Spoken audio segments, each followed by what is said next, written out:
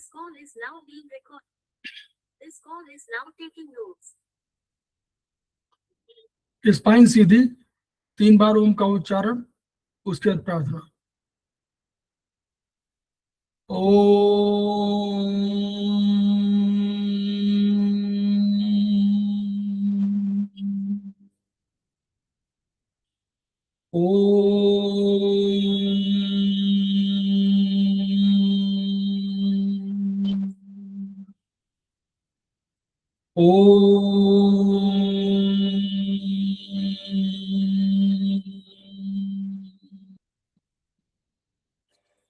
वह शक्ति हमें दो दयानिधि, कर्तव्य मार्ग पर डट जाएं, पर सेवा पर उपकार में निज जीवन सफल बना जाएं। वह शक्ति हमें दो दयानिधि, कर्तव्य मार्ग पर डट जाएं। हम दीन दुखी निबलों विकलों के सेवक बन संताप भरे, जो है बिछड़े भूले भटके, उनको तारे खुद तर जाएं। वह शक्ति हमें दो दयानिधि, कर्तव्य मार्ग पर डट जाएं। चल द्वेष दंभ पाखंड झूठ, अन्याय से निश दिन दूर रहे, जीवन हो शुद्ध सरल अपना, शुचि प्रेम सुधारस बरसाएं। वह शक्ति हमें दो दयानिधि, कर्तव्य मार्ग पर डट जाएं। निज आन बान मर्यादा का प्रभु ध्यान रहे, अभिमान रहे, जिस देव भूमि में जन्म लिया, बलिदान उसी पर हो जाए। वह शक्ति हमें दो दयानिधि, कर्तव्य मार्ग पर डट जाएं, पर सेवा पर उपकार में हम निज जीवन सफल बना जाएं।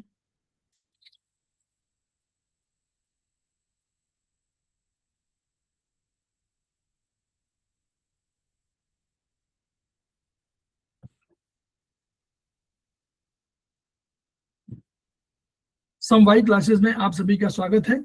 हमारे बीच में श्रीमती वर्षा श्रीवास्तव, उपाध्यक्ष समवायी फाउंडेशन उपस्थित है, उनका स्वागत है।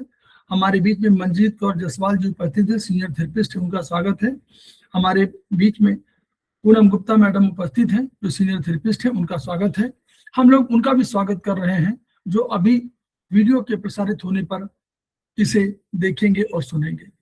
हम लोग समवायी फाउंडेशन के सदस्य हैं और हम लोग एक्यूप्रेशर शोध प्रशिक्षण एवं उपचार संस्थान प्रयागराज से संबद्ध है। वहाँ के मनीषी ब्रह्मलीन MP खेमकर सर के ऋणी है, जिनकी वजह से संस्थान को जो है शोहरत प्राप्त हुई है और हमारी इस एक्यूप्रेशर विधा को इतनी उन्नति और इतनी ख्याति प्राप्त हुई है। खेमकर सर के कुछ सपने हैं, उनके कुछ मोटो है। उनका मोटो है each one reach one, each one treat one, each one teach one. इसी को आपके माध्यम से जन जन जागरण अभियान के तहत सारे संसार में फैलाने का हमारा सपना है। और हमें विश्वास है कि ये विधा जो अपेक्षाकृत कम खर्चीली है, उसका लाभ केवल आपको ही नहीं मिलेगा, आपके घर परिवार, पास पड़ोस, इष्ट मित्र, बंधु बांधवों को ही नहीं मिलेगा, वरन समस्त पीड़ित मानवता को मिलेगा।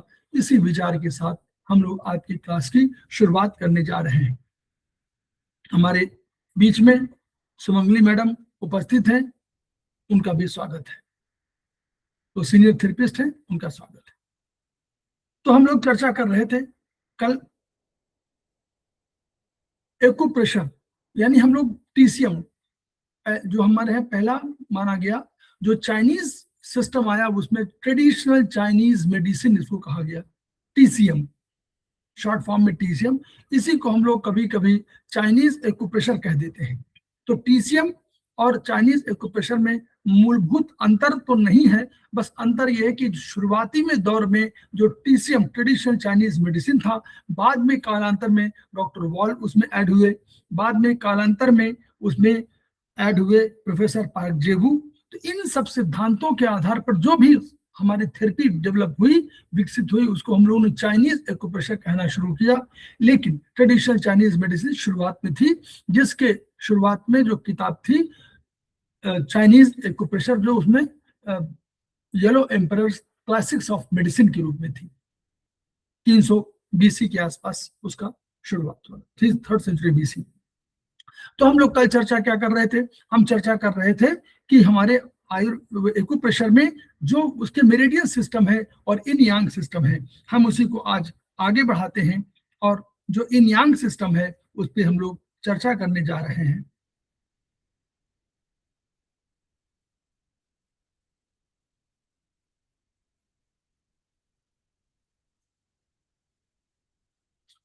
तो इन यांग सिस्टम हम लोग कल थोड़ा सा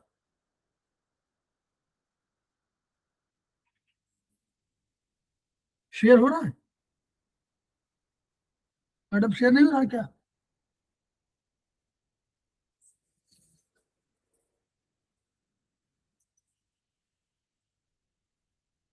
नहीं हो रहा है सर।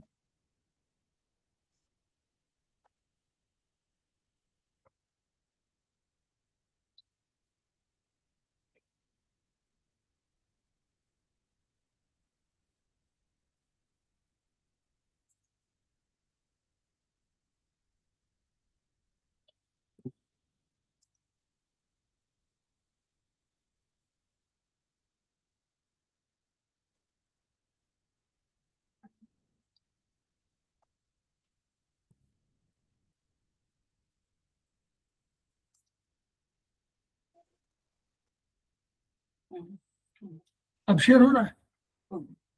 ठीक। तो कल हमने कहा था कि तो इंग का जो सिद्धांत था उस पर हम लोग चर्चा कर रहे हैं आज, कि प्रगति या ताओ, प्रगति को चाइनीज सिस्टम में, चाइनीज दर्शन में ताओ कहा गया, TAO, ताओ कहा गया। तो क्या है? ये अविभाज्य है। उन्होंने कहा कि ये विभाजित, इस प्रकृति को विभाजित नहीं कर सकते, और ये संपूर्ण है, यानी पूरी की पूरी जो भी है, इससे अलग कोई नहीं है, ये पूरा संपूर्ण है। तो ना इसको अलग कर सकते हैं, और ये संपूर्ण है। कैसे?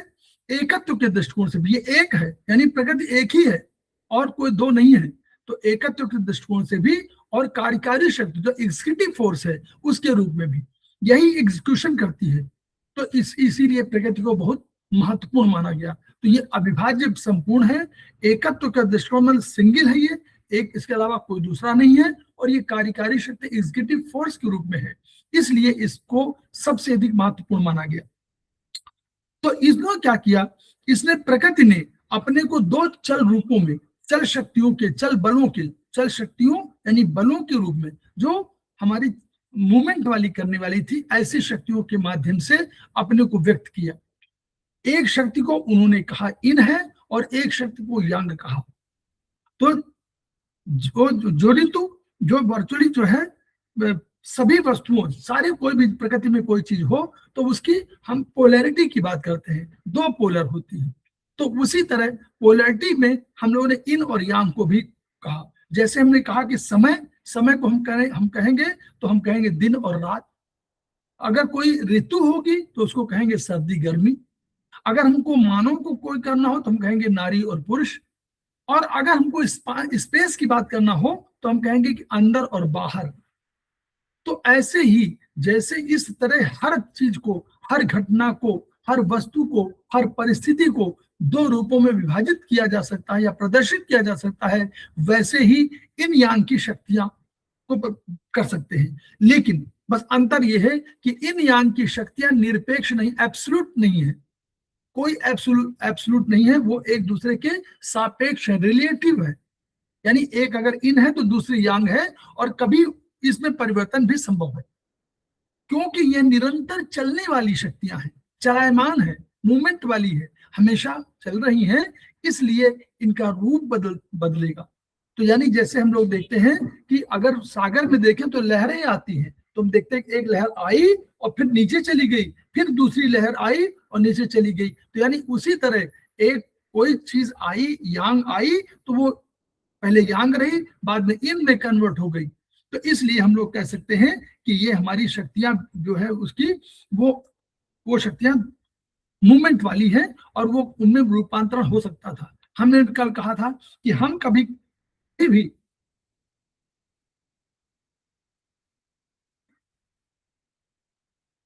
हमारे बीच में यशपाल मदान जी भी ज्वाइन कर चुके हैं, उनका भी स्वागत है। तो यानी हम लोगों ने कल कहा था कि जो कंडीशन हमको देना पड़ेगा कि अगर हमको दो वस्तुओं में तुलना करनी हो और हम कहेंगे कौन यांग है कौन इन है, तो हमको कहना पड़ेगा कि एक कंडीशन देनी पड़ेगी। पहले तो दो वस्तुएं होनी चाहिए, दो पदार्थ होने चाहिए। फिर हम लोग कहना पड़ेगा कि उसमें कंडीशन क्या है, क्या लंबाई के हिसाब से, चौड़ाई के हिसाब से, मोटाई के हिसाब से, ये हमको बताना पड़ेगा। तो क्यों?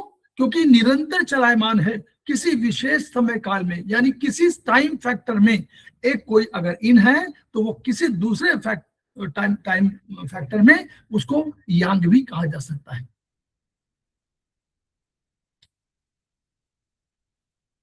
अब इन यांग क्या है? तो हम लोगों ने कहा कि अभी व्यक्ति प्रगति माने जो प्रकृति ने अपने को व्यक्त किया हुआ मैनिफेस्टेशन है, यानी जो हमारे प्रकृति का है उसको मैनिफेस्टेशन है। तो उसको उन्होंने क्या किया, इसकी ऊर्जा या शक्ति, उसकी ऊर्जा या शक्ति के स्रोत हैं, दो बल हैं, दो फोर्सेस हैं। और सृष्टि में जो कुछ भी उत्पन्न हुआ, अभी तो हमने कहा था कि पंच तत्वों का सिद्धांत है कि पंच तत्व होंगे, ये पांच तत्व होंगे प्रत्येक नारी में, प्रत्येक पुरुष में, प्रत्येक जीव में। तो उसी तरह हमने उसमें आप जोड़िए कि सृष्टि में जो कुछ भी उत्पन्न होगा सबसे पहले इन या यांग के रूप में होगा, इसी का अंश होगा, इसने प्रकट किया उनको, इसने बनाया है, और तब वो पंच तत्व इसमें शामिल हुए। तो यानी कोई भी रचना हुई है, इसलिए इन यांग के सिद्धांत को बहुत महत्वपूर्ण सिद्धांत माना गया और चाइनीज दर्शन का ये सबसे महत्वपूर्ण सिद्धांत हुआ, इन यांग का सिद्धांत और फिर मेरिडियन सिद्धांत। तो क्या हुआ, सर्वप्रथम इन यांग से इसकी रचना हुई, संसार की रचना इन यांग से हुई और यांग की शक्ति ऊपर की ओर चली गई और उसने आगे जाकर स्वर्ग की रचना कर दिया। इनकी शक्ति नीचे चली गई और वो कंडेंस हो गई, वो शक्ति कंडेंस हो गई और कंडेंस होकर के उसने हमको इनकी शक्ति के रूप में जो है पृथ्वी का सृजन किया। तो पृथ्वी और स्वर्ग के बीच में मानव की सृष्टि हुई, मानव का जन्म हुआ, मानव बना। तो अब आप इसको तुलना कैसे कर सकते हैं? जैसे हम कहते हैं कि अगर अग्नि की बात करें तो अग्नि ऊपर की ओर बढ़ती है, इसलिए अग्नि को हम लोग यांग कह सकते हैं। जल नीचे की ओर जाता है तो जल को हम लोग इन कह सकते हैं। तो ये पूरा ब्रह्मांड जो है, सारा ब्रह्मांड जिसको कहना चाहिए, इस ब्रह्मांड जो है यह प्रकृति के इन्हीं चल शक्तियों, जो चल और स्थिर दोनों के रूप में, जो अविभाज्य दोनों के रूप में जो अभिव्यक्त हुआ है। तो इसको हम लोग कहेंगे कि प्रकृति ने कैसे बैलेंस फॉर्म में, कैसे चतुराई पूर्ण ढंग से इसको नियंत्रित किया है, ये देखने की बात है। ये चाइनीज दर्शन है। अब क्या हुआ, तो स्वर्ग और आकाश, जिसको हम लोग कहते हैं स्वर्ग कह दे, आकाश कह दे, तो वहां की शक्ति सूर्य के रूप में प्रकट हुई। सूर्य उसके सबसे अधिष्ठाता माने गए और सूर्य उसके रिप्रेजेंटेटिव माने गए स्वर्ग के। तो यानी सूर्य के नाम से वो अपने को प्रकट कर रही है, इसलिए उसको यांग कहा गया, सूर्य को यांग कहा गया। तो सूर्य की विशेषता रही कि अत्यधिक गर्म है, अत्यधिक चमकीला है, प्रकाशमान है, विशाल है। इसलिए अगर पृथ्वी से इस विशालता के आधार पर उसकी स्पेस में उसकी जो जगह है गिरता है, उसके आधार पर, विशालता के आधार पर उसको देखा जाए तो पृथ्वी के सापेक्ष वो यांग है और पृथ्वी उसके सापेक्ष इन है। सूर्य की तुलना में पृथ्वी क्या है, सूर्य गर्म है, पृथ्वी क्या है, ठंडी है। तो सूर्य अगर ठंडा और गर्म का कंसेप्ट दिया जाए तो सूर्य यांग है और पृथ्वी हमारी इन है। छोटी है पृथ्वी, इसलिए छोटी है, इन है, और यांग अगर छोटाई बड़ाई की बात की जाए तो सूर्य बहुत बड़ा है तो पृथ्वी छोटी है, इसलिए फिर पृथ्वी अंधकार युक्त है, सूर्य तो प्रकाशमान है, चमकीला है, लेकिन अगर पृथ्वी में तो कोई चमकीलापन नहीं, अंधकार युक्त है, इसलिए वो पृथ्वी को इन कहा गया और सूर्य को यांग कहा गया। अब हम चंद्रमा और मान लीजिए पृथ्वी की तुलना करने लगे, तो जब हम चंद्रमा और पृथ्वी की तुलना करेंगे और कहेंगे कि साइज के आधार पर यानी आकार के आधार पर, तो हम कहेंगे कि पृथ्वी यांग है और चंद्रमा हमारा इन है। तो ये भी स्थिति आ गई। अब यहाँ चंद्रमा, इस कंडीशन में चंद्रमा इन हो गया, पृथ्वी यांग हो गई। तो गिवन कंडीशन में जो कंडीशन दी गई है उसमें पृथ्वी कभी इन थी और अब पृथ्वी यांग के रूप में दिखाई दे रही। तो फिर दूसरा कंसेप्ट आया कि जैसे इन चीजों में अंधकार तभी हम कह सकते हैं जब प्रकाश हो, तो प्रकाश को पृथ्वी और चंद्रमा कैसे हो गए yin yang? हमने कहा आकार के आधार पर, तो आकार के आधार पर आकार जो बड़ा वो यांग और जो छोटा वो इन। तो चंद्रमा पृथ्वी yin छोटा हो गई और आकाश yang हो गया, लेकिन चंद्रमा का कैसे है। चंद्रमा? हमने कहा ना कि दो कंडीशन दे रही, हम एक कंडीशन दे रहे हैं, कोई कंडीशन दे रहे हैं कि हम कह रहे हैं कि आकार के आधार पर बताइए। तो आकार में हम कहा कि आकार जिसका बड़ा वो यांग और जो इसका छोटा है वो इन। तो यहाँ सूर्य था वो यांग बहुत बड़ा था, तो उसकी पृथ्वी छोटी थी। अब पृथ्वी की तुलना में चंद्रमा छोटा हो गया, तो अब पृथ्वी की तुलना में चंद्रमा छोटा हो गया तो चंद्रमा इन हो गया और पृथ्वी यांग हो गई। कंडीशन पर, इसीलिए कहा गया कि इन जो एक है वो यांग भी हो सकता है और यांग है वो इन भी हो सकता है। तो जैसे हम लोग प्रकाश को अंधकार से फर्क नहीं कर सकते, पृथक नहीं कर सकते। ऊंचाई होगी तो हम गहराई की बात करेंगे ना, ऊंचाई होगी तो नीचे गहराई भी होगी। तो सर्दी होगी तो हम कहीं गर्मी का एहसास भी होगा। तो जैसे सर्दी को गर्मी से, गहराई को ऊंचाई से, ऊपर से नीचे को पृथक नहीं कर सकते, वैसे इन है और यांग को और यांग से इन को पृथक नहीं कर सकते। और ये माना गया कि इन और यांग में एक दूसरे के बीच है।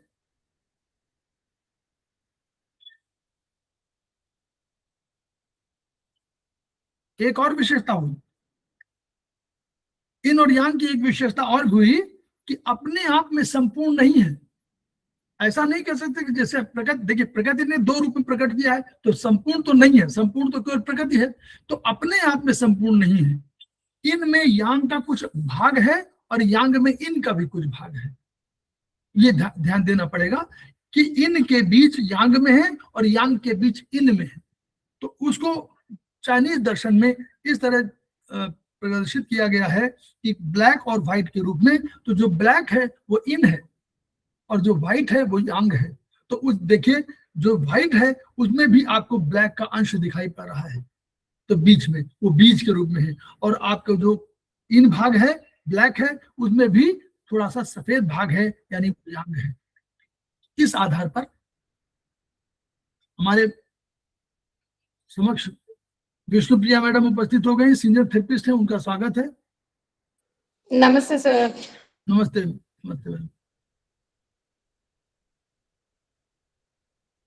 तो ये हम दूरदर्शन में पहले आता था, दूरदर्शन में इसको रिप्रेजेंट किया जाता था इस आकृति को, और अब तो खैर नहीं होता है। हमारे बीच में अनु ठुकराल जो उपस्थित हो गए, सीनियर थेरेपिस्ट है, उनका स्वागत है।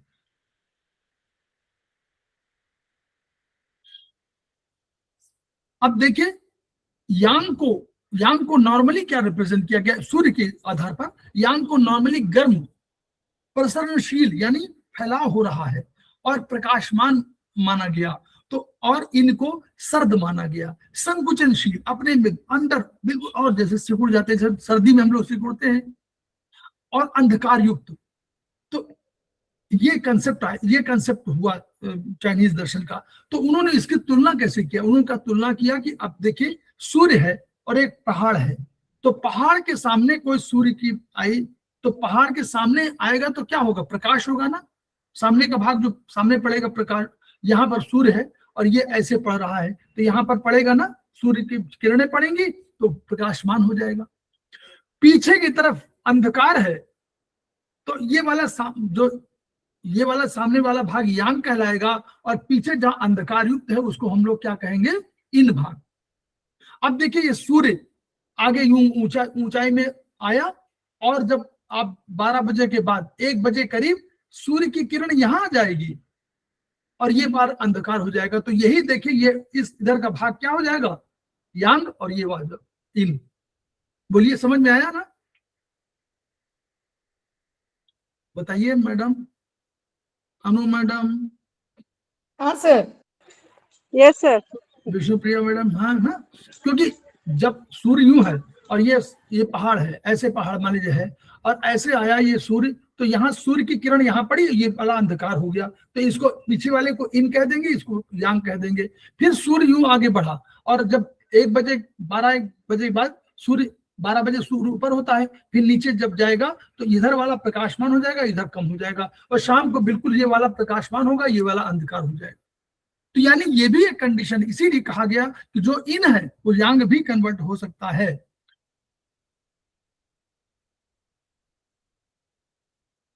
अब रात आएगी, देखिए रात आ गई, तो अब इसको हम लोग एक और एग्जाम्पल से मानेंगे जरा। अब देखिए सूर्य तो यांग है ना, और दिन हमारा, दिन को और रात में कहें तो दिन यांग है और रात क्या है, इन। सूर्य यांग है और दिन भी यांग है, और रात क्या है, इन है। अब देखिएगा सूर्य दिन में चमक रहा है, तो ये वाला जो भाग, ये बताइएगा विष्णुप्रिया मैडम बताएगी, सामने वाला भाग यांग है, तो दिन में यांग, तो यांग में यांग होगा ना, यांग में यांग माने दिन, और दिन में यांग, तो यांग में यांग का एग्जाम्पल है। और पीछे वाला भाग, दिन में ही पीछे वाला भाग अंधकार में है, तो यांग में इन का भाग, यांग में इन, यांग में यांग और यांग में इन, दोनों चीजें क्लियर हो गई ना। देखिए दिन को हम लोग यांग कह रहे हैं, तो यांग में यांग, क्योंकि दिन में है और ये चमकीला है, तो ये भी यांग, और दिन तो यांग ही है। लेकिन दिन में ये चमकीला नहीं है, तो इन है, तो दिन में यांग में इन का एग्जाम्पल। अब देखिए रात में आई, रात में चंद्रमा आ गया और चंद्रमा का प्रकाश पड़ने लगा, तो चंद्रमा रात में आया, तो रात तो इन है, लेकिन प्रकाश जहां पड़ रहा वो यांग होगा, तो इन में यांग। और जो इन में जहां चंद्रमा का प्रकाश नहीं पड़ रहा होगा वो अंधकार पूर्ण होगी, तो इन में इन का एग्जाम्पल। क्लियर? यांग में यांग, यांग में इन में यांग और इन में इन, सबका एग्जाम्पल है। चीनी दर्शन में इसको अपने इंग्लिश ट्रांसलेशन में, जो इसका इंग्लिश उनका ट्रांसलेशन वर्जन, कमलनाल भी बड़ी दिखती है मंदिर के तालाब के मेढकों को। अगर कोई मंदिर है वो तालाब हो और वहां मेढक हो, तो मेढक को क्या लगेगा, उसको लगेगा कि अरे ये जो कमलनाल समझ रहे हैं ना, लोटस वाली जो नाल होती है पूरा, तो लोटस ऊपर आता है तो वो लंबी होती है, तो मेढक को तो लगेगा बहुत ऊंचे है। लेकिन एवरेस्ट में कोई बैठा हुआ है तो हाथी कितना बड़ा दिखेगा, छोटा सा। तो वो एग्जाम्पल दिया है, यही उन्होंने कंसेप्ट लिया है कि इन और यांग इनका कंसेप्ट के रूप में, रिलेटिव टर्म्स के रूप में है, और इसलिए अपने आप में रिलेटिव टर्म है, कोई एब्सोल्यूट टर्म नहीं है। अब हमने क्या कहा, दार्शनिकों ने कहा कि हमारी वस्तु चलायमान है, तो इस चलायमान होने की वजह से उन्होंने एक चक्री कह दिया। क्यों? हमने कहा कि ऊपर से नीचे आई, नीचे से फिर ऊपर गई, यानी कोई चक्र बन रहा है, एक चक्र बन रहा है, ऊपर से नीचे, नीचे से ऊपर, तो एक चक्री प्रक्रिया बोल दिया उन्होंने, यानी साइक्लिक चेंजेस कर दिया, चाहे साइकिल इस रूप में हो और चाहे साइकिल इस रूप में हो, ये एक चक्री है। चीनी दर्शन में एक और कंसेप्ट हमने कल थोड़ा सा बताया था कि कारण और प्रभाव नहीं कहा गया। एक होता है कि कारण माने किसकी वजह से हुआ, कोई कारण है, हम जैसे हमने कहा ना पंच महाभूत, हम कास्ट से हमारा निर्माण हुआ है, तो ये हमारे कारण है। क्या है? हमारे जन्म लेने का कारण क्या है? पहला हम कास्ट, चाइनीज के साथ कास्ट, दूसरा वुड, दूसरा होगा फायर, तीसरा होगा अर्थ, चौथा होगा मेटल और पांचवा होगा जल। इनकी वजह से मेरा कारण, और प्रभाव क्या है? मेरा अस्तित्व। तो कारण तो हुआ, ये 5 तत्व का प्रभाव हुआ एक संपूर्ण पुरुष, तो यानी कारण प्रभाव। तो उन्होंने कहा कि चीनी दर्शन में ये नहीं कहा गया कि कारण कौन है प्रभाव कौन है, ऐसा नहीं कहा गया कि पहले दिन हुआ या पहले रात हुई, ये नहीं कहा गया, या पहले इन था और बाद में यांग हुआ ना, या इन ने यांग को जन्म दिया ऐसा भी नहीं कहा, या यांग ने इन को जन्म दिया ऐसा नहीं कहा। दोनों कहा कि दोनों का एक साइक्लिक चेंजेस हैं, दिन के बाद रात आएगी, रात के बाद दिन आएगा, दिन के बाद फिर रात आएगी, यानी इन के बाद यांग आएगा, यांग के बाद इन आएगा। छोटा बच्चा है, बड़े 12 वर्ष के बच्चे और छोटे बच्चे के उसमें छोटा बच्चा इन है, 12 वर्ष का बच्चा यांग है। फिर यही 12 वर्ष का बच्चा बड़ा हो गया तो ये यांग रहेगा 40-45 तक, बाद में यही जो है अपनी उम्र घटने लगेगा और यही छोटा बच्चा आगे 25-30 में आ जाएगा तो ये यांग हो जाएगा और वो इन हो जाएगा। क्लियर? ये परिवर्तन है जो साइक्लिक चेंजेस की बात कर रहे हैं कि ऐसे आया, छोटा बच्चा यहां पर जब आ गया तो नीचे जब घटने लगा, जो अंदर फिजियोलॉजिकल चेंजेस होने लगे तो वो इनके कन्वर्ट हो गया, एजिंग। तो फिर उन्होंने कहा कि सृष्टि का, अब ये थ्योरी क्योंकि सिद्धांत था तो उन्होंने और आगे बढ़ाया इसको कि सृष्टि का प्रत्येक कण, कोई भी कण, कोई भी ले लीजिए, कोई भी वस्तु ले लीजिए, कोई वस्तु ले लीजिए, कोई घटना ले लीजिए, कोई स्थिति ले लीजिए, कोई भी परिस्थिति ले लीजिए, उनको दो रूपों में व्यक्त कर सकते हैं, एक इन है और एक यांग है। फिर इनको और कहा, डिफाइन किया कि इनको इनकी और क्वालिटीज बताएं, इनका अस्तित्व क्या था, तो उसका जो अस्तित्व है उसकी एग्जिस्टेंस जो कैसे हुई, अंतस्थल में डूबा हुआ, अंदर डूबा हुआ, अंदर छिपा हुआ, अव्यक्त, दिखाई नहीं पड़ना चाहिए और अंदर चला जाए, रसाता जिसको बोलते हैं ना, शरीर के अंदर स्थिति हो जाए, वो डूबा हुआ, संग्रहित कंडेंस फॉर्म में, बाहर प्रेजेंट न कर पाए। और यांग का अस्तित्व क्या हुआ, सतह पर विराजमान, सतह पर बाहर की तरफ, बाह्य, विस्तारशील, बाहर निकलने के लिए बेचैन, विस्तारशील। अग्नि उठती है तो तुरंत बाहर उठना चाहती है, बाहर फैलना चाहती है, जल तुरंत नीचे चला जाना चाहता है कि ताकि चुपचाप बैठा रहे। आप गर्मी में आप कैसे करते हैं, गर्मी में आप तुरंत दोनों हाथ और दोनों पैर ऐसे करके सो जाते हैं और जाड़े में सिकुड़ जाते हैं। तो जाड़ा इन है, गर्मी यांग है। जाड़े में आप सिकुड़ते हैं अपने को सुरक्षित रखने के लिए और गर्मी में फैलते हैं, तो गर्मी फैलाव है, ठीक है।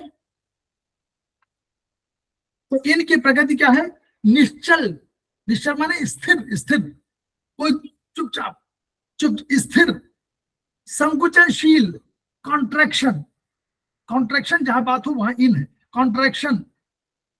तो और यांग की प्रकृति क्या है, चल, मूवमेंट, सक्रिय, बहुत एक्टिव। कोई एक्टिव आदमी हो रहा तो समझिए यांग बढ़ा हुआ है, कोई बहुत निष्क्रिय है समझिए इन बढ़ा हुआ है।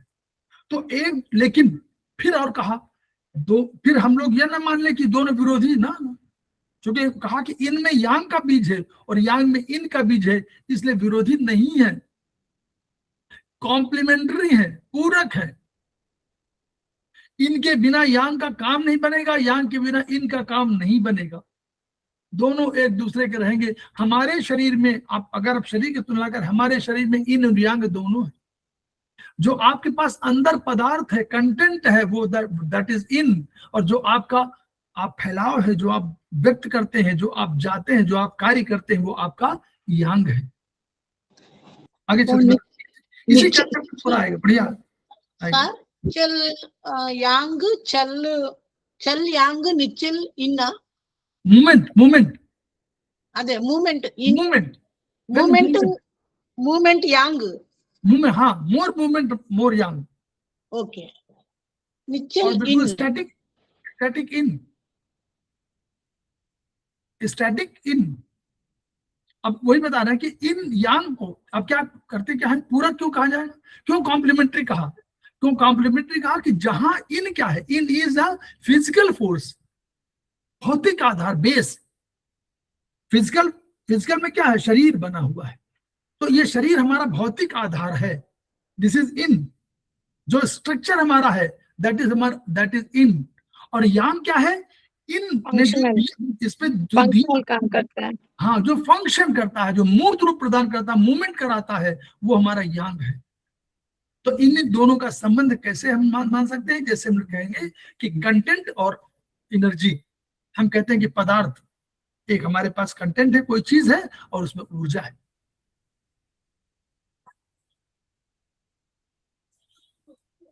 ये सिद्धांत बनाया उन्होंने। अब इस सिद्धांत पे प्रयोग कहाँ किया? उनका इसी सिद्धांत के आधार पर हम बीमारी की बात करेंगे। उन्होंने कहा कि अगर इन यांग बैलेंस फॉर्म में है शरीर में, तो हम कहेंगे कि हम स्वस्थ हैं। और यदि इन दोनों में इनबैलेंस है, कोई अधिक है, कोई कम है, तो बीमारी का लक्षण है। अगर मान लीजिए, और देखिए, ये मान के चलिए कि कभी बैलेंस नहीं होंगे, ये मान के चलिए कि there is nothing like homeostasis, there is nothing like homeostasis. क्यों? क्योंकि होमोस्टेसिस एक आदर्श स्थिति है, वो उसको अचीव करने के लिए हम सारा प्रयास करते हैं। बाहर से हवा आई तो हमारे शरीर ने एक्शन लिया। बीएचपी की भाषा में, बीएचपी की मानव शरीर विज्ञान की भाषा में कहेंगे कि बाहर से कोई एनर्जी आई तो हमारा शरीर बैलेंस करने की कोशिश करता है, कुछ असंतुलन होता है लेकिन ठीक कर लेता है, मशीनें हमारी ठीक कर लेती। तो वैसे ही ये हमको स्वस्थ रखने की कोशिश है। तो अगर असंतुलन हुआ, कमी अधिकता हुई, तो उसको तुरंत हम लोग ठीक कर लेते हैं। अगर ये ठीक नहीं कर पाए तो बीमार हो जाएंगे, रोगी हो जाएंगे। अगर ठीक कर लेंगे तो बीमारी से हम कह देंगे कि हमने लड़ दिया। तो ये हमारी एनर्जी, हमको कहते हैं कि हमारी एनर्जी जो थी उसमें हम लोग शब्द बोल देते हैं, कोई क्या बोल देते हैं? इम्यूनिटी। हम कहते हैं हमारी इम्यूनिटी बढ़ी हुई है। हमारी इम्यूनिटी से माने एंटीबॉडीज हम बाहर से नहीं लाए, हमारे अंदर एंटीबॉडीज इतनी है कि वो लड़ लिया। हमारे शरीर के जो हमारे सहयोगी रक्षक हैं, वो उनसे लड़ लिया उनको। ठीक है, आगे चले।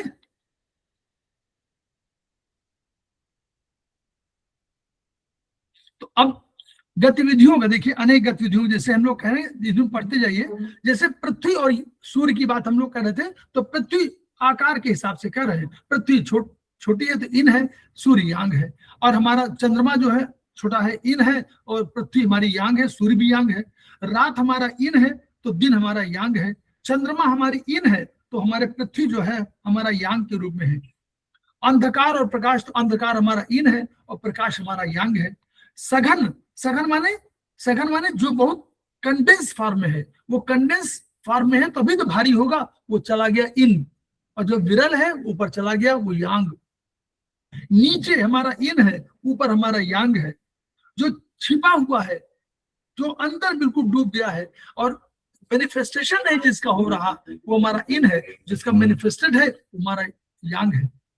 जो हमारा स्थिर है, स्टैटिक है, वो हमारा इन है। जो हमारा मूवमेंट वाला है वो हमारा यांग है। जो हमारा दाएं है वो हमारा इन है और जो बायां है वो यांग है। अब आप यही बता दीजिए, अभी दाएं बाएं का याद रखिएगा। ये प्रश्न मेरी तरफ से है कि दायां और बायां को इन और यांग क्यों माना गया, ये प्रश्न है, बताइएगा। उसका उत्तर भी अभी पूछते हैं इसी में। ऋणात्मक, जो निगेटिव वाला है, माइनस वाला है, वो इन है। जो पॉजिटिविटी वाला है वो हमारा यांग है। जो अब नारी पुरुष को भी उन्होंने कह दिया है, लेकिन वो बहुत अधिक कंसेप्ट नहीं है, फिर आप समझिए। उन्होंने इसलिए कहा कि वो फंक्शन, यहां से कहा कि फंक्शन, उस समय के फंक्शन में रहोगे कि नारी घर के अंदर रह रही तो वो स्थिर के रूप में है, पुरुष बाहर रह रहा तो वो यांग के रूप में है। निर्बल और बलवान, निर्बल के रूप में कहा गया कि इन है और जो शक्तिशाली है वो हमारे यांग है। कोमल जो हमारा है वो इन है, कठोर है हमारा यांग है। जो अंदर है वो हमारा इन है, जो बाहर हमारा यांग है। जो शांत है, अगर बहुत शांत है व्यक्ति तो कोमल, मान समझिए कि इन, और क्रोधी है तो यांग। जो गहरा है, जो बहुत गहराई में है, वो हमारा इन है। जो बाहर उथला ऊपर की तरफ यांग है। जो भारी है वो इन है। क्यों भारी? क्योंकि भारी नीचे चला जाएगा, तो भारी है तो इन है, हल्का है तो यांग है। जो सर्दी है तो वो इन है, कॉन्ट्रैक्शन है, और जो गर्मी है वो यांग है। उसी तरह भौतिक पदार्थ हमारा जो है, जो हमारा कंटेंट है, वो हमारा इन है, और जो सूक्ष्म भाव उसका मूवमेंट वाला है वो हमारा यांग है, और जो हमारा मृत्यु है वो इन है, जन्म हमारा यांग है। जो हमारे भाव विचार हैं ये हमारे अंदर कंटेंट वाले हैं, ये हमारे इन है, और जो उसकी रिएक्शन उसकी होती है, क्या रिएक्ट करते हैं, वो हमारा यांग है। और उसी तरह पदार्थ हमारा है, जो कंटेंट है वो हमारा इन है, और जो ऊर्जा है हमारी यांग है। हम आराम करते हैं तो हम शांत रहना चाहते हैं, वो हमारा इन है, और हम श्रम करते हैं तो मूवमेंट में रहते हैं, वो हमारा यांग है। अब बताइए, बस एक सेकेंड, क्यों होमो और हेट्रो सर, दाएं होमो बाएं इन है, हैं? हेट्रो यंग है, होमो और हेट्रो। यस, नहीं तो क्यों, ये हाँ, कहाँ होमो concept- इन है, हेट्रो यंग है। Yeah, exactly, that's good, but this concept Expansion है ना? this concept came from Chinese meridian system, Chinese energy system। कैसे हुआ, वहां पर जो राजा था, जो येलो एम्परर था, तो येलो एम्परर बैठते थे दक्षिण की ओर मुंह करके, साउथ फेसिंग था, कंसेप्ट था साउथ फेसिंग था। तो अगर साउथ फेसिंग होगा तो लेफ्ट किधर होगा, बोलिए आप लोग तुरंत बताइए। अगर साउथ फेसिंग हमारा चेहरा है तो लेफ्ट हैंड में कौन आएगा, कौन सा डायरेक्शन आएगा, ईस्ट। ईस्ट आएगा। और ईस्ट क्या, हम लोगों ने कभी सूर्य को क्या कहा है, सूर्य क्या है, ईस्ट। यांग। सूर्य हाँ, ईस्ट में उठता है, सूर्य को यांग कहा, तो लेफ्ट हमारा यांग हो गया। कंसेप्ट चाइनीज ने वहां से दिया, फिर उसको माना गया सब जगह। TCM ने यही कहा कि हम, चूंकि राजा बैठता था, येलो एम्परर बैठता था साउथ की ओर फेस करके, तो उसके लेफ्ट हैंड में सूर्य आता था, सूर्य यांग का सबसे बड़ा रिप्रेजेंटेटिव है, इसलिए लेफ्ट हैंड यांग हो गया, राइट हैंड हमारा इन हो गया। क्लियर, यहां से कंसेप्ट आया है, हम कंसेप्ट बात कर रहे हैं। सर मूवमेंट के हिसाब से राइट हैंड ज्यादा जी? चलता है। जी सर, मूवमेंट के हिसाब से राइट हैंड तो ज्यादा चलता है, तो हाँ हाँ, तो वो हम आयुर्वेदिक में जब हम लोगों ने कहा, तो आयुर्वेदिक में हम लोगों ने दूसरा कंसेप्ट ले लिया। हम लोग आयुर्वेदिक में कहा कि जो सामान्य और विशेष, तो हमने कहा आयुर्वेदिक में कि जो सामान्य है, यानी हम जो सामान्यतः जिसका यूज करते हैं वो हमारा सामान्य, उसको हम लोगों ने, वो हमारा सामान्य हो गया, और जो हम कभी कभी यूज करते हैं उसको विशेष कह दिया। तो वहां सामान्य इन हो गया और यांग विशेष हो गया। वो कंसेप्ट वहां से आया, ये कंसेप्ट वहां से डिराइव है। ऑर्गन भी है ना उसमें, दो जो कंटिन्यूसली वर्क करते हैं और जो कभी कभी करते हैं। हाँ, वो हम लोगों ने ये डेरिवेशन में हुआ, ऐसा नहीं था कि चाइनीज ने कहा, ऐसा कुछ नहीं कहा था।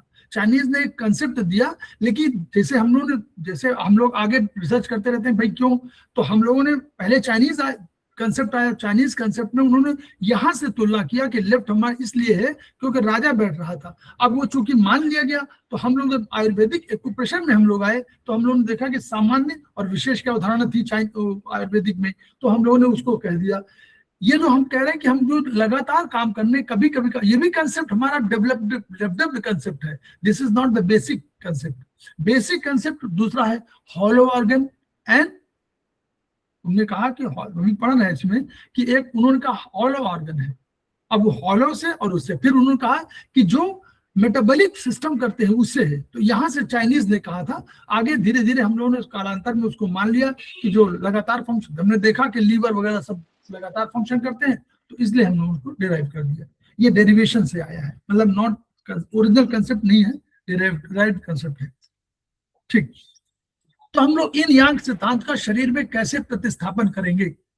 तो शरीर में क्या है, शरीर में हमारे टिश्यू है। हमने कहा था सेल सबसे छोटा हमारा, हम उसकी बात कर रहे हैं BHB की।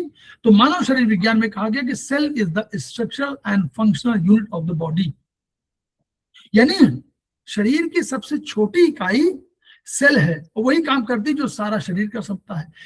कई तरह के सेल बनाते हैं टिश्यू, और कई तरह के कई टिश्यू मिलकर के बनाते हैं ऑर्गन, और कई ऑर्गन बनाते हैं सिस्टम, और कई सिस्टम बनाते हैं बॉडी। ये दिस इज द कंसेप्ट। तो शरीर में टिश्यू है। टिश्यू क्या है, टिश्यू को हम लोग ऊतक कहते हैं, हिंदी में ऊतक कहते हैं, लेकिन टिश्यू है।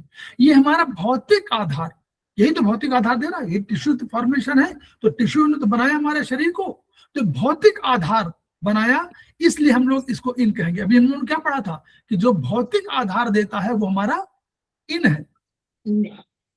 तो यानी टिश्यू जो हमारे हैं ये हमारे भौतिक आधार होने के कारण इन है। इनके आधार पर क्या होता है, यांग क्या काम करता है, यांग फंक्शनल है, तो कई टिश्यूज का मिलाता है, इसको ब्रेक करता है, फिर बना देता है। ये हमारा क्या है, यांग करता है। फिर यांग इस फंक्शन से करता क्या है, यांग भी आप याद करिएगा, यांग भी दोनों चीजों का निर्माण करता है, इन का भी और यांग का भी। कैसे, यांग ने कई टिश्यू को मिलाया तो फिर टिश्यू बन गया ना, तो इन हो गया, लेकिन उस टिश्यू का कोई जो फंक्शन हुआ वो यांग हो गया। तो यांग भी अन्य टिश्यूज का पुनर्गठन माने फिर कॉम्बिनेशन, यानी जिसको मेटाबॉलिज्म एनाबॉलिज्म कहते हैं, वो एनाबॉलिज्म कैटाबॉलिज्म बोलते हैं, वो हम लोग कहते हैं। तो उसका पुनर्गठन और पुनरुत्पादन करता है यांग। अब भोजन को हम खाना खाते हैं तो भौतिक पदार्थ है ना, तो भोजन इन है, इस पर कोई मेटाबॉलिक एक्शन होता है ना, तभी तो वो यांग है। फिर इससे क्या बनेगा, फिर वही बन जाएगा, फिर टिश्यू बन जाएगा और फिर ऊर्जा बन जाएगी। हम लोग माइटोकॉन्ड्रिया में पढ़े हुए हैं, भोजन आता है, वो ऑक्सीजन आती है, दोनों मिलकर के ऊर्जा बना देते हैं और फिर जल भी बना देते हैं और उसके साथ साथ कार्बन डाइऑक्साइड बना देते हैं। तो जल और कार्बन डाइऑक्साइड सब क्या है, हमारे इन है, और हमारा जो ऊर्जा बन गई वो हमारी यांग है। इस तरह लगातार मूवमेंट, ये मूवमेंट की बात कर रहे हैं कि जो इन दोनों की वजह से फिर वही बनता है। इसी तरह नारी पुरुष में भी है, वही जो है हम ओवा और स्पर्म के माध्यम से बनाते हैं, फिर एक नए शरीर का निर्माण होता है जिसमें फिर इन और यांग दोनों होता है।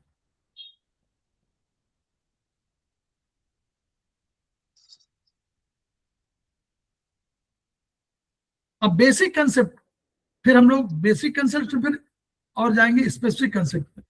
बेसिक कंसेप्ट है कि जो शरीर के बाहरी अंग है वो हमारे यांग है, जो आंतरिक अंग है वो हमारे इन है।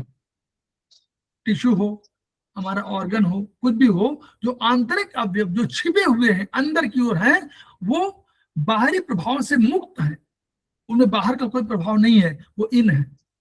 और बाहरी त्वचा क्या है, हमारे ऊपर वाली स्किन, मांसपेशियां, और कुछ बाहरी में जो हमारे थोड़ा सा कोई और ये जिसको कहना चाहिए कि वेंस वगैरह, ये हमारी बाहरी प्रभावों से प्रभावित होते हैं, वो यांग है।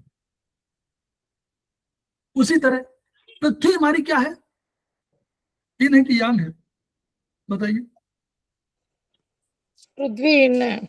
पृथ्वी इन है। तो जो पृथ्वी का जो शरीर नाभि से नीचे का जो एरिया जो हमारा पृथ्वी के संपर्क में रहता है वो इन है, और जो ऊपर का यांग के संपर्क में रहता है वो यांग है।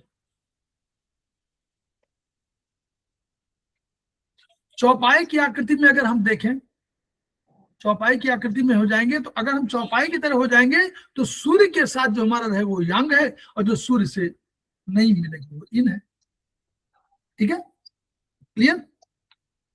शरीर का अगला भाग, हाथ पैर सभी, हाथों वो इनको हाथों से हम लोग ढक सकते हैं, इसलिए वो इन है, और जिनको ढक नहीं सकते वो हमारे यांग है। जिनको ढक नहीं सकते वो हमारे यांग है। अब कॉम्प्लीमेंट्री हम लोग बात कर रहे थे कि कॉम्प्लीमेंट्री है, एक दूसरे का पूरक है। कैसे पूरक है, एक और एग्जाम्पल के रूप में, आंतरिक, अब हमने कहा कि अभी अंतर है, इन है, तो आंतरिक हमारे इन है और बाहरी क्या है, हमारे यांग है। तो दोनों जीवन की सुरक्षा में पारस्परिक सहयोग करते हैं, इसलिए कॉम्प्लीमेंट्री है। हमारा शरीर एक किला है, एग्जाम्पल, छोटा सा एग्जाम्पल दे रहे हैं, एक किला है, उसमें एक अंदर बनाने वाले, एक किला कोई हो जिसमें अंदर खाना बनाने वाले, जिसमें वहां की लोकल सुरक्षा करने वाले, जिसमें भोजन बनाने वाले या सप्लाई करने वाले, ये शामिल है। किले के बाहरी दीवार पर या बाहरी तरफ हमारे सैनिक तैनात हैं जो रक्षा कर रहे हैं, सुरक्षा कर रहे हैं कि बाहर से कोई दुश्मन आएगा तो उसको हम मार भगाएंगे। ये यांग है, बाहर वाले यांग हैं, अंदर वाले इन हैं। अगर अंदर वाले खाना बनाना बंद कर दें, यानी इन कमजोर हो जाए, तो बाहरी जो यांग में बैठे हुए हैं सैनिक, इनको भोजन नहीं मिलेगा। तो भोजन नहीं मिलेगा तो क्या करेंगे? लड़ेंगे नहीं। तो लड़ेंगे नहीं तो पूरा किला टूट जाएगा, दुश्मन अटैक करेगा। तो इनकी वजह से यांग प्रभावित हुआ, इन कमजोर हुआ तो यांग को कमजोर कर दिया। और अब मान लीजिए यांग ही कमजोर हो जाए और रक्षा न कर पाए, तो सारे दुश्मन इस हमारे किले को भेद देंगे और अंदर चले जाएंगे, ये नष्ट हो जाएंगे। तो ये जो रिलेशनशिप है इन यांग का, कि दोनों जीवन की सुरक्षा में पारस्परिक सहयोग है, इसलिए इन यांग बहुत महत्वपूर्ण है। यदि इन कमजोर है तो यांग को कमजोर बना देगी, और अगर यांग कमजोर है तो इनको बाहरी प्रभाव से बचा नहीं पाएगा। जो बाहरी प्रभाव आएंगे उनसे बचा नहीं पाएगा। बाहरी प्रभाव कोई भी हो सकता है, कोई टिश्यू, कोई वायरस, कोई प्रोटोजोआ, कुछ भी, कोई इन्फेक्शन, कोई व्यक्ति। तो शरीर की बाहरी सतह में क्या है? देखिए, बाल हैं, हेयर है, त्वचा है, हमारे ब्लड वेसल्स है, और बाहरी तंत्रिकाएं, कुछ नर्व्स भी ऊपर की तरफ जो होती हैं, ये खुले और अपेक्षाकृत खुले होने के कारण यांग है। और आंतरिक भाग में जो हमारे हैं, आते हैं, हड्डी है, ब्रेन का है, और सीएसएफ है, सेरेब्रो स्पाइनल फ्लूइड, और इसके अलावा हमारा स्पाइनल कॉर्ड ये अंदर रहती है। तो ये पोषण के आधार है, ये न्यूट्रिशन देते हैं, इसलिए ये इन है। हम लोगों ने कहा था ना, भोजन इन है, क्योंकि भोजन हमको क्या देती है? पोषण का आधार, न्यूट्रिशन देती है। तो इन आंतरिक अंगों को फिर दो भागों में विभाजित किया गया। अब जो कंसेप्ट आ रहा है आपका, अभी सर ने जो बताया, वो यशपाल सर ने जो बताया उसको हम बता रहे हैं आगे, उसी वही वाला ये कंसेप्ट। उसमें उन्होंने कहा कि दो कंसेप्ट रखे थे, खोखले और सॉलिड ऑर्गन्स का कंसेप्ट दिया था। ये तो पहले ब्रॉडर लेवल पे किया कि जो बाहर है वो यांग, अंदर जो इन। अब अंदर सारे इन हो सकते थे, तो उन्होंने उसी को दो भागों में कह दिया कि जो हॉलो ऑर्गन्स है, तो हॉलो ऑर्गन्स क्या करते हैं? ये कैटाबॉलिज्म का काम करते हैं। तो जो कैटाबॉलिज्म काम करते हैं, हॉलो ऑर्गन हैं, उनको उन्होंने कहा कि ये हमारे यांग है। कैटाबॉलिज्म में ब्रेकिंग का काम करते हैं, यानी फंक्शनल अधिक है, इनका काम अधिक फंक्शनल है, ब्रेक करना अधिक फंक्शनल है, तो इनका काम इनको यांग कह दिया। तो इसमें वही सब आ गई, large intestine, small intestine, stomach आ गया, हमारा गॉल ब्लैडर आ गया, यूरिनरी ब्लैडर सब आ गया, ट्रिपल वार्मर आ गया, ये सब आ गए। तो ये इन्होंने कहा इनको बाहरी ये पदार्थ को प्रोसेसिंग करते हैं, मतलब ब्रेकिंग और ये। दूसरा काम क्या है? Solid organs. तो ये एनाबॉलिज्म काम करते हैं, ये दो मिलाते हैं, और ये इन है, और ये फिर पोषण का काम करते हैं। इनमें जो पोषण का काम करते हैं, लीवर है, हार्ट है, स्प्लीन है, ये क्या करते हैं? ये पदार्थों से प्राप्त आवश्यक और स्थितित ऊर्जा को संग्रहित करते हैं।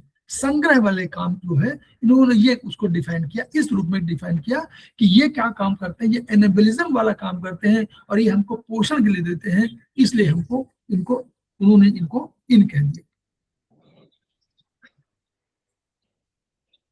अब आगे थोड़ा सा और समझ लीजिए कि वो शरीर में कैसे स्थापना हुई, उसकी बात हम कर रहे हैं। इन यांग तो ब्रॉडर लेवल बता दिया। शरीर में है क्या? रक्त है शरीर में, जिसको हम ची बोलते हैं, ची है। और शरीर में और क्या हो सकता है भाई? एक तो ब्लड है, वाटर है, वाटर माने तरल, और ची, यही तो है, और कुछ है?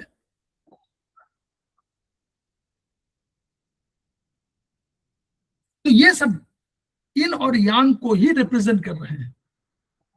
रक्त क्या है? रक्त वास्तव में क्या है? इनके नेचर का है। रक्त क्या है? बोलिए, अभी रक्त को बोला था ना हम लोगों ने। रक्त क्या है? ये नहीं, ये नहीं। इन कंटेंट है, कोई कंटेंट है, पदार्थ है कोई? नहीं, तो इन जो है, रक्त जो है वो हमारा इन है। तो इसको, और लेकिन हम कहें ची को हम कह रहे हैं ना की, जिसको की आई बोलते हैं, के आई या ची, तो ची वाली, तो इसको ची हम लोग कह रहे हैं। ये क्या है? ये क्या करता है? ये जैसे रक्त को सर्कुलेट कौन करता है? रक्त तो है, बन गया। रक्त को सर्कुलेशन कौन करता है? कोई ऊर्जा चाहिए ना जो उसको मूवमेंट करे।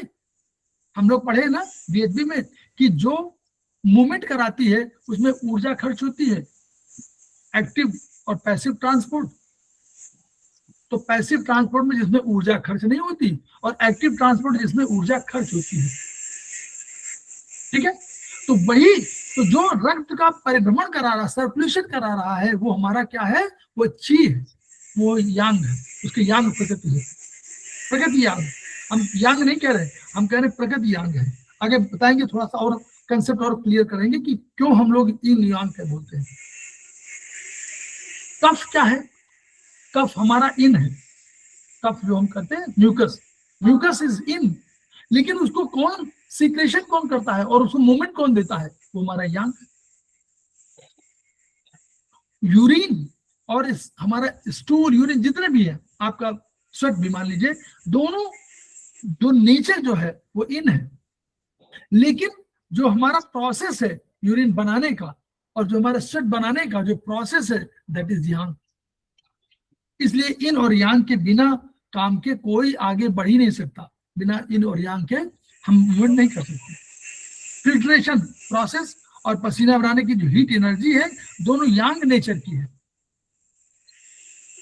तो पोषक तत्व, कोई भी न्यूट्रिशन होगा, उसकी पोषक तत्व जो है वो क्या है? उसकी प्रगति क्या है? इन है।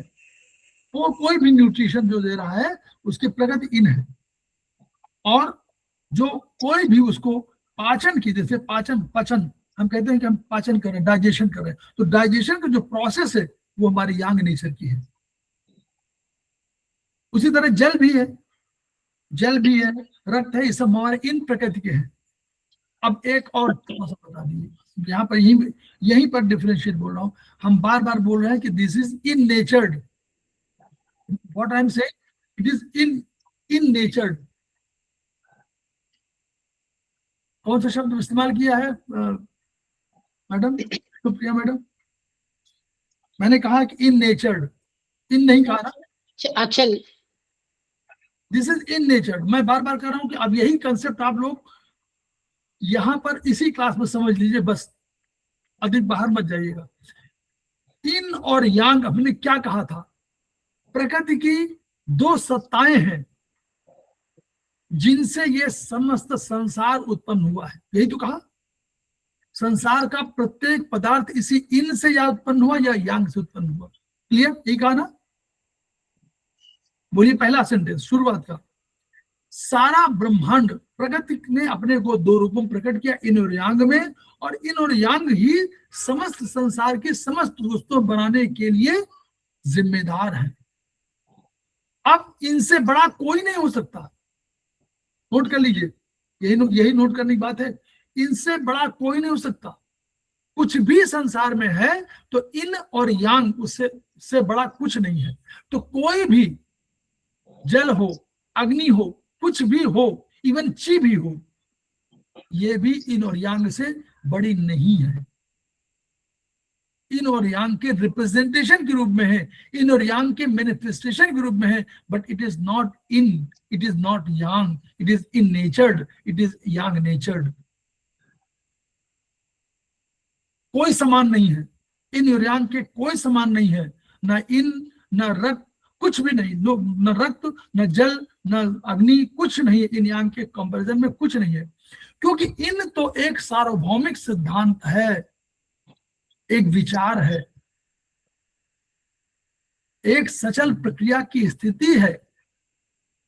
जबकि ये सब पदार्थ है, ये भौतिक पदार्थ है, एग्जिस्टेंस में होता है, ये शरीर में मौजूद है, सब कुछ है, लेकिन इन यांग एक कंसेप्ट है, एक विचार है और प्रकृति के रूपों के रूप में है। इसलिए इन और यांग सबसे बड़े हैं और ये ची ये सब ची भी यांग नेचर्ड हो सकता है, इन जल इन का नेचर्ड हो सकता है, रक्त इन नेचर्ड हो सकता है, हमारा भोजन जो खाते हैं वो इन नेचर्ड हो सकता है, but not, it is not in. बस ये कंसेप्ट बताना था, इसी को समझ लीजिए। ये समझ, अब जब ये हम समझ गए तो ये समझना जरूरी है कि रक्त और ची को अलग नहीं कर सकते। हमने भी कहा था कि कॉम्प्लीमेंट्री है और दोनों के बीच एक दूसरे में समाहित है। तो रक्त और ची को हम क्यों नहीं अलग कर सकते? क्योंकि दोनों एक दूसरे से जुड़े हुए हैं। हम लोग जुड़े होने को एक उसमें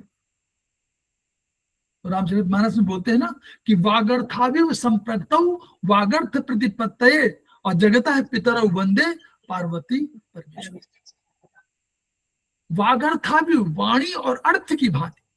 तो जैसे वाणी और अर्थ को अलग नहीं कर सकते, तो वैसे ही रक्त और ची को एक दूसरे से अलग नहीं कर सकते। जैसे हम जगत के माता पिता पार्वती और परमेश्वर को, भगवान शंकर को अलग नहीं कर पा रहे हैं, वैसे ही हम ची को, रक्त और ची को अलग नहीं कर सकते। जैसे हम कृष्ण और राधा को अलग नहीं कर सकते, दोनों एक दूसरे के पूरक हैं, दोनों एक दूसरे कॉम्प्लीमेंट्री हैं, दोनों एक दूसरे के बिना संभव नहीं है। इसलिए हम उसी तरह रक्त और ची को भी अलग नहीं कर सकते। कंसेप्ट चाइनीज कंसेप्ट और भारतीय। वागर्थाविव संप्रक्तौ वागर्थ प्रतिपत्तये और जगतः पितरौ वंदे पार्वती परमेश्वर। तो उधर हमने कहा कि राधा में कृष्ण है, कृष्ण में राधा है। कंसेप्ट आप समझ लीजिए, दोनों दर्शनों का कंसेप्ट एक ही है, yin और yang।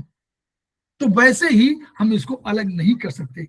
अगर दोनों को विभाजित कर देंगे तो रक्त होगा, रक्त मान लीजिए है, तो कौन मूवमेंट देगा? तो जब मूवमेंट देने की बात आएगी तो हम तुरंत ची की बात करेंगे कि हमें ची चाहिए। अगर रक्त गतिहीन हो गया, मतलब मूवमेंट नहीं हुआ रक्त में, तो स्टेसिस, ब्लड स्टेसिस में क्या होगा? अल्टीमेटली डेथ हो जाएगी। अगर पूरा शरीर स्टेसिस हो गया, पूरा शरीर में ब्लड स्टेसिस हो गया, तो क्या होगा? डेथ होगा ना। विष्णुप्रिया मैडम, सेमेस्टर 2 की बात पूछ रहा हूं, दिस इज आफ्टर सेमेस्टर 2। अगर स्टेसिस हो गई तो, अगर ची है और उसके पास कोई पदार्थ नहीं है, तो किसको मूवमेंट कराएगा? किसको मूवमेंट? अगर रक्त ना हो और ची केवल हो तो किसको मूवमेंट कराएगी? और कोई बेस चाहिए ना उसको फंक्शन करने के लिए। तो इस प्रकार वस्तुतः इन और यांग मूल है जिनसे ची और रक्त जन्म लेते हैं। क्या कंसेप्ट हो गया? देखिए, इन और यांग मूल है, इनसे बड़ा कोई नहीं है। जैसे हमारे माता पिता से बड़े हम नहीं हैं। माता पिता ने हमको जन्म दिया, माता पिता ने हमको जन्म दिया, उनसे बड़े नहीं है। उनसे हमने जन्म लिया है, हम उनके समान हो सकते हैं लेकिन वो नहीं हो सकते ना। तो इनसे रक्त क्या होता है? इन और यांग से ची और रक्त जन्म लेते हैं, समझिए, और बाद में विकसित होते हैं। उसी प्रकार जैसे एक शिशु मां के गर्भ में जन्म लेता है किंतु विकसित स्वयं होता है। मॉइस्चर, अब एक और होता है मॉइस्चर, जो चाइनीज कंसेप्ट में है कि ये मॉइस्चर क्या है? ये रक्त और ची की माध्यमिक स्थिति, उसके बीच की इंटरमीडिएट स्थिति है।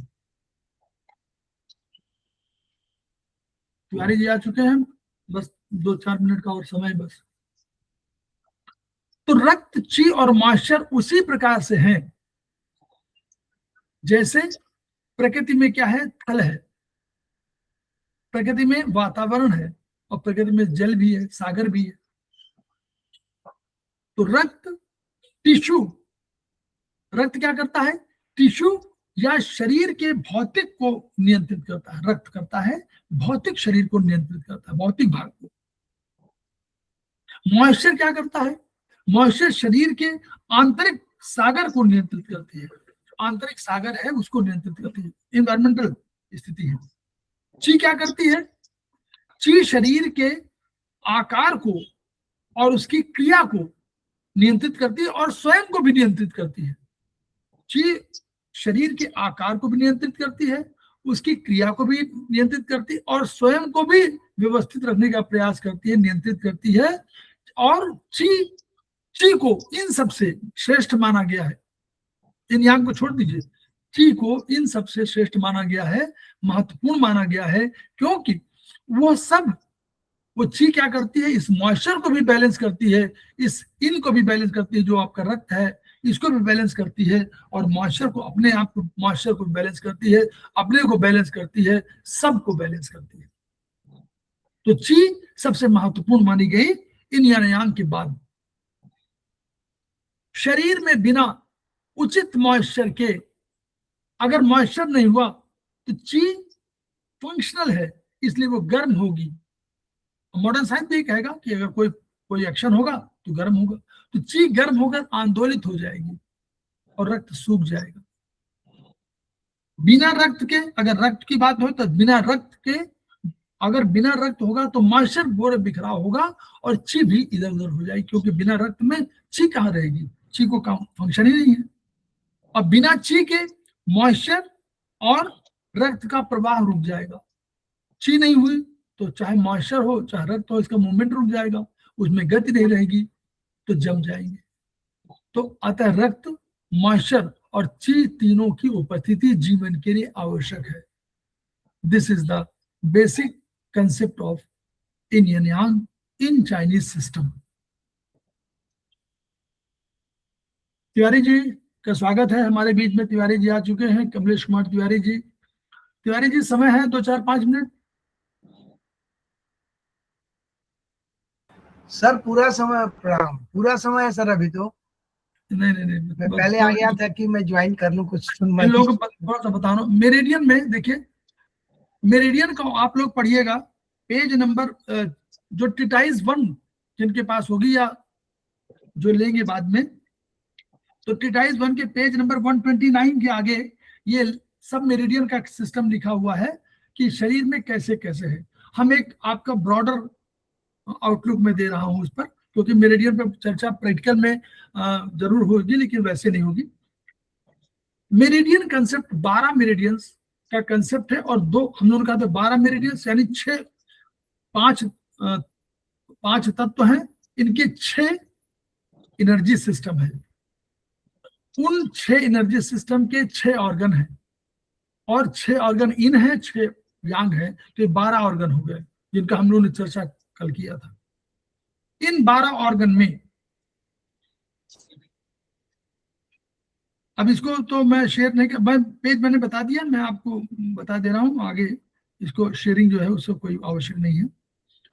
तो ये 12 ऑर्गन, 12 मेरिडियंस को, 12 मेरिडियंस हो गई। तो 12 मेरिडियंस आपके हैं और 2 कंट्रोलिंग मेरिडियंस हैं। ब्रॉडर कंसेप्ट में मैं बता दूं आपको कि 3 हाथ में, पूरे इस हाथ में, मतलब हाथों में 6 मेरिडियन और पैरों में 6 मेरिडियन। तो अब देखिए कंसेप्ट समझ लीजिए। 3 मेरिडियन, तीन मेरिडियन हार्ट, लंग्स और पेरिकार्डियम। कौन कौन? हार्ट, लंग्स, जो लोग पुराने हैं वो शांत रहेंगे, नए लोगों को सीखने देंगे। हार्ट, लंग्स और पेरिकार्डियम, ये चेस्ट के भाग से निकलते हैं। इनकी ओरिजिनेट करते हैं चेस्ट के भाग से। हार्ट, लंग्स और बोलिए, और पेरिकार्डियम। यस। तो 3 हमारे निकलते हैं चेस्ट के एरिया से, और ये जाते हैं हमारे हाथों में ऊपर की ओर। ऐसे हाथ खड़े कर देखिएगा, ऐसे हाथ खड़ा है, याद है, दिख रहा है, ऐसे हाथ खड़ा है। तो या नीचे से जा करके ऊपर जाते हैं। तो देखिए, इन जो है नीचे से ऊपर जाती है। इन कहां पर थी? इन पृथ्वी थी। तो ऐसे मैंने हाथ खड़ा किया तो इन कहां से गई? नीचे से ऊपर गई, क्योंकि इनकी ऊर्जा कहां से आएगी? नीचे से ऊपर जाएगी। ठीक है। तो हार्ट और लंग्स और पेरिकार्डियम तीनों इन है, इसलिए वो नीचे से ऊपर जाती है। जब ऊपर पहुंच गई तो ये कहां जाते हैं? उंगलियों में जाती है। उंगलियों में, अब कहां जाती है बाद में पढ़िएगा। उंगलियों में, ये इतना नोट कर लीजिए, उंगलियों में जब जाएंगी तो उंगलियों से 3 ऊर्जा निकलेगी, 3 मेरिडियन। वो होगी स्मॉल, इन्हीं के 3 पेयर ऑर्गन। कौन कौन होंगे पेयर ऑर्गन? लंग्स का होगा लार्ज इंटेस्टाइन, हार्ट का होगा स्मॉल इंटेस्टाइन, और पेरिकार्डियम का होगा ट्रिपल वार्मर।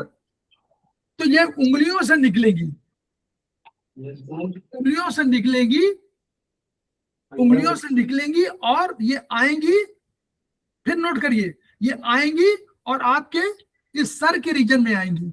कहां पर आएंगी? इस रीजन में, आंखों के आसपास, यही सब। क्लियर? ये नोट कर लिया इतना, ये नोट कर लीजिए ताकि कंसेप्ट बढ़िया क्लैरिटी विजन रहेगा, बाद में आप समझेंगे। तो यहां पर आ गई। अब देखिए यांग है, यांग आई तो यांग ऊपर से आई। यांग ऊर्जा कहाँ थी? आकाश में, सूर्य में।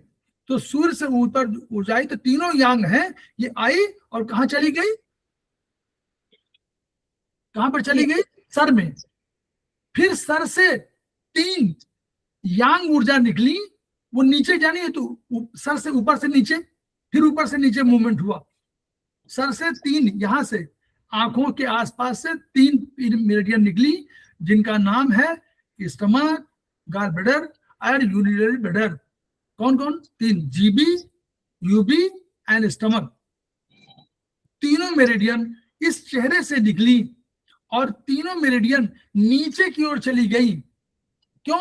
यांग है, तीनों यांग है, और वो चली गई, वो पैरों में आपके नाखूनों के आसपास पहुंचती है। क्लियर? अब बची 3 और, तो 3 3 6 3 9 हो चुकी। अब 3 इन मेरिडियन है, वो फिर से बची 3 ना, स्प्लीन, किडनी और लीवर। तो तीनों मेरिडियन पैरों से निकली और वो आपके आकर के चेस्ट भाग में आ गई। इस प्रकार पूरा चक्र पूरा हुआ कि नहीं? बोलिए। इन मेरिडियन है तो नीचे से ऊपर जाती है, यांग मेरिडियन ऊपर से नीचे आती है, अगर हाथ ऐसे खड़े हो, और आपका चक्र पूरा हो गया। हार्ट से शुरू हुई थी, मतलब इस हार्ट एरिया से शुरू हुई थी, चेस्ट एरिया से, और चेस्ट एरिया में आकर सारे समाप्त हो गए। तो एक सर्किल पूरा कर लिया सारी मेरिडियंस ने। अब दूसरी मेरिडियन की बात करिए। एक मेरिडियन हमारी कंसेप्शन वेसल मेरिडियन है, जो इनका कंट्रोलर है, और एक हमारी यांग की कंट्रोलर है। तो यांग की कंट्रोलर हमारी कौन सी है? GB, governing vessel meridian. तो वो देखिए कहां से जाती है। जो इन मेरिडियन है वो हमारे गोनाडल एरिया से सामने के भाग से जाती, इन है तो इन सामने के भाग से जाएगा और वो ऊपर की ओर जाएगा। इन नीचे से ऊपर जा रही है, देखिए सीबी मेरिडियन नीचे से ऊपर जा रही, कंसेप्शन वेसल जाती है, और वो कहां पर जाती है? वो होठों के पास आके रुक जाती है। ठीक है? दूसरी एक मेरिडियन है जो कंट्रोलर मेरिडियन है, वो जाती है, यांग की मेरिडियन है, वो आपके जहां पर गोनाडल एरिया है उसी के बैक पोर्शन में, जहां कोसिक्स का पार्ट आता है, कोसिक्स के पास से आपके वहां से शुरू होती है, और वो आकर के पीछे के भाग से आकर के आपको मुंह के अंदर चली जाती है। तो फिर एक चक्र पूरा हो गया। हुआ पूरा? बोलिए हाँ या ना। हाँ सर। Yes sir. तो चक्र पूरा कर लिया, लेकिन इसमें केवल एक विसंगति है, वही आप लोग बताना है कि इसमें क्या एनोमली है। और हम लोगों ने भी कहा सिद्धांत के ऊपर से जो आएंगी वो यांग होगी, नीचे से जाएगी वो इन होगी। इसमें कौन सी विसंगति है? किसी मेरिडियन में विसंगति है?